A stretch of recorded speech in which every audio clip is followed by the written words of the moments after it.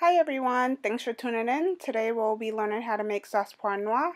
I'll be here to translate because the video will mostly be in Haitian Creole. Thanks for watching, I hope you enjoy. Alors bonsoir, moi c'est Edith et jeudi là nous allons faire sauce poire noir.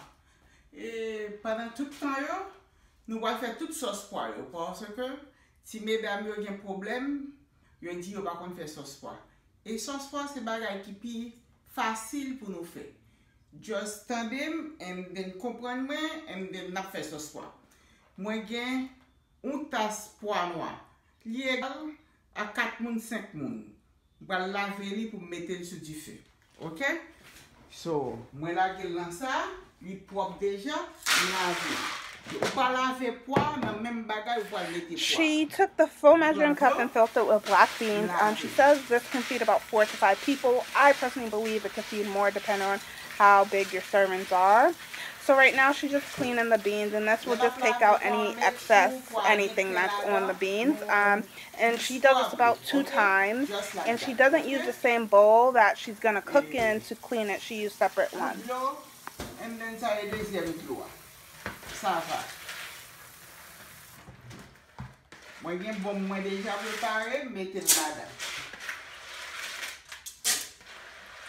Propre.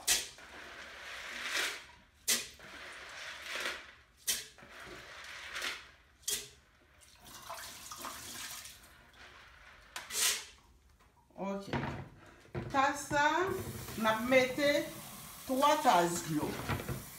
So right now she's taking her measuring cup once again. She's filling it up to its full capacity, but this time with water. She's going to do this 3 times and put with the black beans, and this will help it cook thoroughly. Si c'est de l'eau tiède. Ok? 3 tasses d'eau. Parce que nous avons besoin de poire bien cuite. 3 tasses d'eau. Nous mettons 1 graine carotte, 2 graines l'ail, 2 graines l'ail, 1 graine carotte et plutôt whole. In addition to the water, she is going to add a carrot, 2 cloves of onion, and 2 stems of green onions. And she's also going to take a regular onion and put half of it. So before she adds that to the water, she's just going to clean it up, and this helps give the food flavor. Nous gagnons oignons qui va manger à goût, qui va test. Nous prenons moitié oignon pour sauce poire. Moitié oignon. Pas 1 grain, mais moitié. Coupez-les.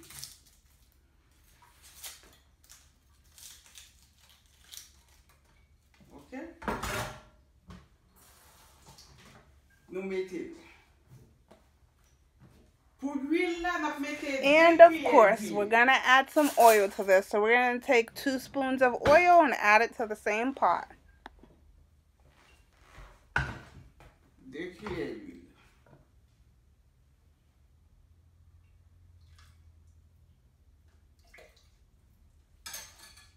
Ok? Nous mettez poire sur du feu. Nous le mettons du feu, mettez-le sous 6. Et four électrique bien gagné, mettez-le sous 6. Là, je finis, moi couvrir. Là, je 3 tasses d'eau pour 1 heure de temps.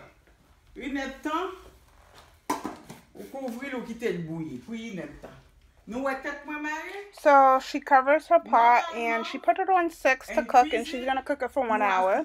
And she's just letting you know that she is covering her hair because she does not want her hair to fall in the food. Thanks, Mom. We appreciate that. Si on a mangé avec nos cheveux là-dedans, il n'est pas content de manger là encore. C'est ça que fait dans la cuisine, faire cheveux toujours mal.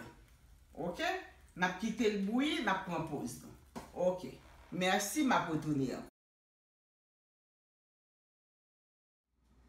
Ok, moi retourner après 1 heure de temps. Poire bien cuite, poire senti bon, li belle. Make sure là n'a fait manger puis gars nous prend chaudière avec main et pour ne pas brûler. Make sure nous toujours bien serviette. Ok, je vais battre encore. Je vais mettre 2 tasses d'eau. So the beans are cooked. It looks very nice. It smells really good. So right now she's gonna put 2 more cups of water in the pot, and these are 2 big cups. We're filling the whole measuring cup all the way up, and then we're gonna put 2 more just to let the beans cook a little bit more. So when you take your pot off the stove, you want to make sure you have something to hold it with so you don't burn yourself, because the pot is still very hot. 2 belles tasses. Ok, pour bien cuit, bien largué, je vais juste quitter le pour 5 ou 10 minutes pour le faire un petit bouilli parce que je vais blender. And then, je finis là. So we're just gonna cook it for about 10 to 15 more minutes just to make sure it's well cooked, because we're gonna go ahead and put it in the blender. So then we're gonna just start prepping the blender while during this 10 to 15 minutes. Un louche, moi besoin un passoire, moi besoin un bagage pour me capable vider poids. So moi blender poids coulier là. Okay? So now we're just gonna start to put this in the blender, and once again we did not remove anything, so the onion and the green onion and the carrot and the garlic cloves are still there. Tout ensemble. Gen moun ki reme grain pois, gen moun ki pa reme grain pois. Lò pa kite grain pois, li rele purée pois. Mais lò kite grain pois, gen garçon ki reme li, gen moun ki reme. So moi-même, it doesn't matter to me. So we're not going to blend all the black beans, so we're going to leave some on the side just to mix it with the puree sauce. So there's still going to be some black beans that are left over. Not everyone likes it this way. Some people prefer to just have it all puree. It all depends on your preference. Mettez le blender. And then make sure mettez le sous purée. So là, mettez le sous purée la bonne belle sauce pois.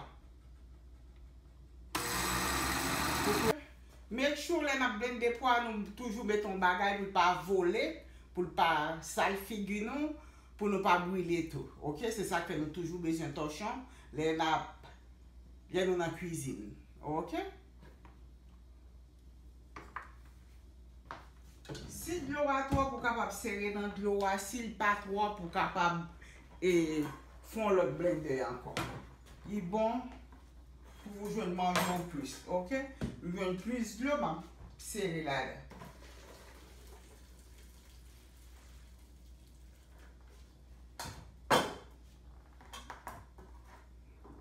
Ça c'est grain poireau. So not everything went into the blender. There's still some beans and some water left over, and she's not going to put it in the blender. But if you choose to just puree everything and put it in the blender, you can. But she's not. She's just going to mix the two together. Vider.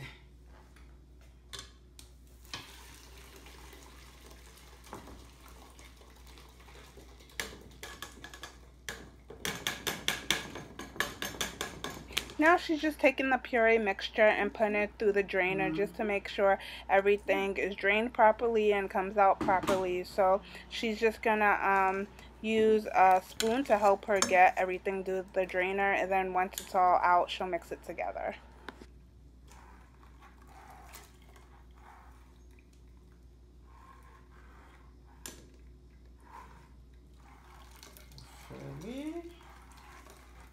Exactement, faut bien pas soi.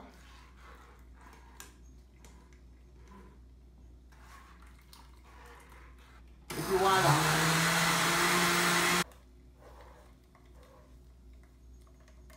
Ok.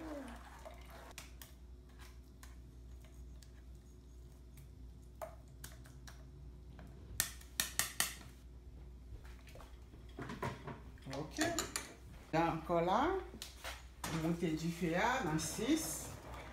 And then, vous mettez un grain de Maggi là-dedans. Vous mettez un grain de Maggi. So. Ça, vous mettez-les. Vous mettez un piment. Et persil, moi toujours aime marrer persil. Ou les un bouquet garni.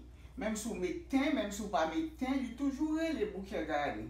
Parce que si vous avez comme ça dans ce sport, il va le dégager, il va le garer, il va faire manger à l'aide.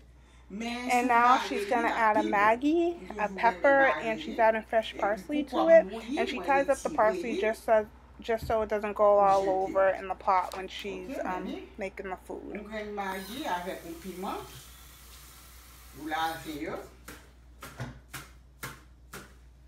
Ok? Ça, piment, persil, vous mettez dans la sauce poire. Et puis vous mettez un grain de Maggi. Il y a des gens qui mangent un pile sel, il y a des gens qui ne mangent pas sel. So, moi-même, je ne mange pas un pile sel. Ou pas rien pour mettre dans le poire encore. Ou pas mettre, si vous voulez beurre, vous mettez beurre. Il y a des gens qui mangent cocoyer. Si vous voulez cocoyer, vous mettez cocoyer. Mais moi-même, je ne pas aimer cocoyer. Nous pas servir à cocoyer. Ok? Mettez Maggi là-dedans. Vous pouvez goûter pour voir s'il y a sel. S'il y a sel, vous pouvez mettre Maggi déjà balsé. So once the Maggi dissolves, she's just going to taste it to see if the sauce poire needs more salt. If not, she's just going to leave it. If it does, she's going to add more salt to it. And it's all based off her preference and how you like your food to taste.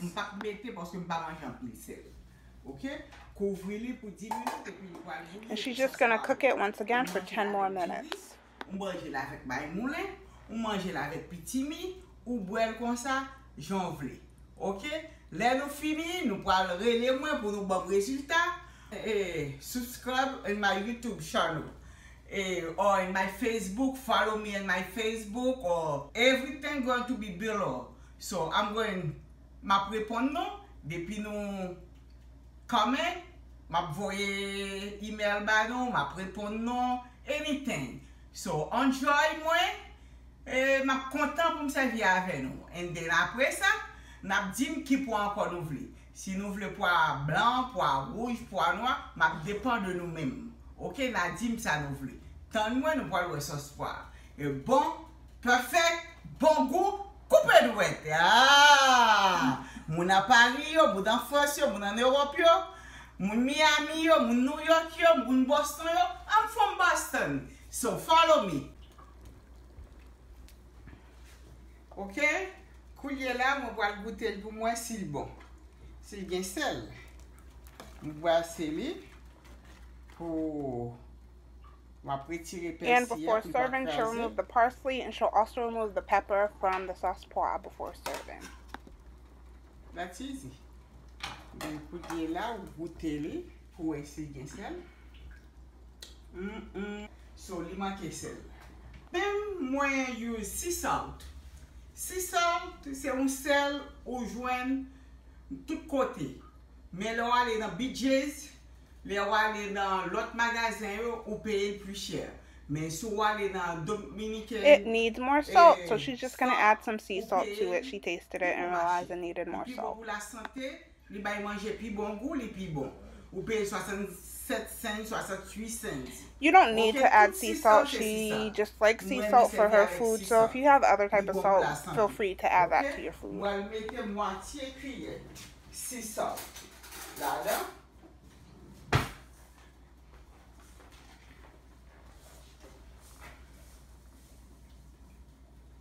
C'est moitié. And she added half a spoon of sea salt to the food. And then, sauce pomme fin bon. Goûtez encore.